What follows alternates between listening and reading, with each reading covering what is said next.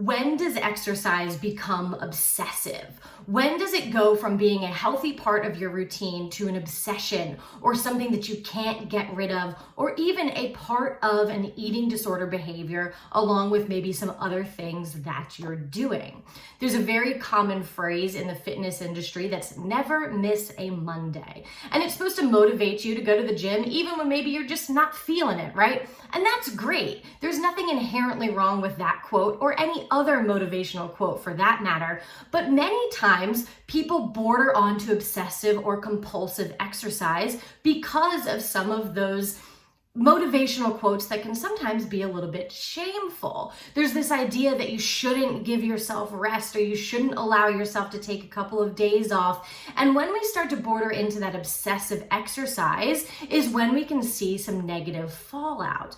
Now, I've talked about obsessive exercise a lot of times in the context of different case studies, but I want to dive in today what differentiates exercise as a part of a healthy routine versus obsessive exercise. And if you are finding yourself on the obsessive exercise piece, how can we work on decreasing that compulsion and get it to be more of a part of a healthy lifestyle instead of potentially a disordered behavior?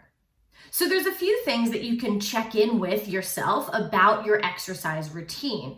First and foremost, and this is a big one, is are you working out through an injury or an illness? That's a very common behavior in individuals who have compulsive exercise tendencies. So if you noticed you're getting injured or you tweaked something the other day, are you pushing yourself to still exercise even though that thing still hurts? If so, your exercise may be obsessive. Same thing with an illness, right? I've had some clients that I've worked with in the past that are sick. They feel awful. They maybe even have a low-grade fever and they force themselves to go to the gym anyways.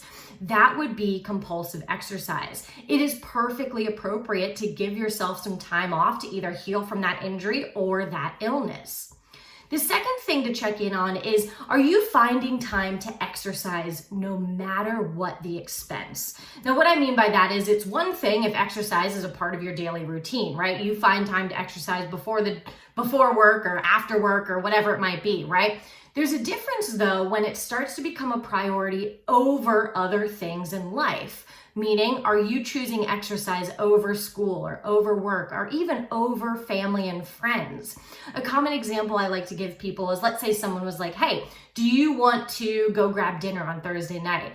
And if your only reason for not going is because you would miss your workout, that is when it would be compulsive exercise, right? A lot of times people avoid social situations or don't engage in them at all purely because it might mess up their workout routine, and that can be when it is obsessive or compulsive.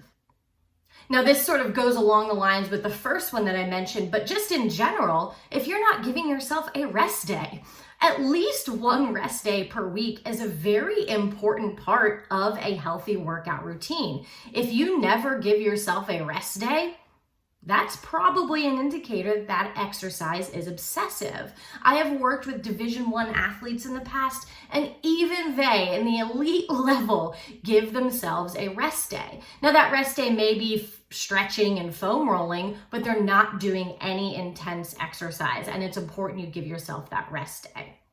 The last one that I want to talk about is actually feeling tremendous guilt or really depression if you can't work out. Let's say you miss a workout because, we'll go with something extreme. Your car broke down, right? And you ended up having to get it towed to the shop and you just totally missed your gym workout, right? If you feel just overwhelming guilt and depression and you just feel terrible about that, that probably means that your relationship with exercise is very compulsive. So how we can work on these things is, first of all, acknowledging everything that we just talked about, right? Now, what we want to do in response to that is work on breaking that routine. So one thing you can ask yourself is, well, why do I do this workout? Why do I go to the gym? Or why do I road bike? Or I don't know, whatever it is, right? If it's because you genuinely love it and it helps maybe decrease your stress, or it's just something that you really like as a part of your day, that's great. If the answer is more because you feel like you have to, or solely for the purpose of weight loss and nothing else, or, some of those other sort of negative goals behind it, that's problem number one. what I want you to do, if you're answering that it's just because you think you have to or you hate it and you force yourself to do it anyways, I want you to actually find exercise that you like. Now, maybe that exercise is just walking and you go for a really long walk. That's fine. There's also this stigma that you have to be doing intense exercise for it to count, which is not true. So I want you to find exercise that you like. Once you find that exercise that you like, I want you to create a routine that's appropriate, right? With flexibility. So maybe you set a goal and you say, I'm gonna go 4 times a week, but what you wanna do is set performance goals. So I wanna be able to run this far, I wanna be able to bike this fast, I want to, things like that, as opposed to I have to go to burn this many calories so that I can eat. Do you see the difference there? That's when we're bordering on compulsion. One of the big reasons that it's really important to address this is also because of some of the actual physical implications of compulsive exercise. It's not uncommon for people who are exercising compulsively to have lifelong injury as a result of that overuse.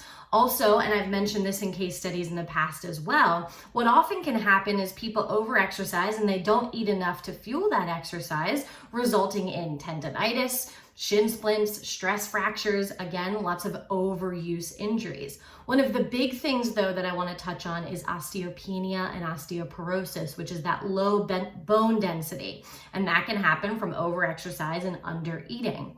What's interesting about that is, especially for women, your bone density has a point in which it's no longer going to improve. And usually that's in the late 20s. So you have up until your late 20s to get a really healthy, great bone density, which can be from healthy exercise and eating enough to fuel that. But if you're not doing that, once you hit 30 and above, that's it. You're no longer going to build bone minerals. You're no longer going to improve that bone density. So you have that time period to work on that. So I want you to check in with yourself about over-exercise. If you're exercising too much, try to get yourself to back off. Plan a rest day into your week. It's okay, and you don't have to feel guilty about missing a day, even if it was unplanned. Guys, don't forget to like and subscribe.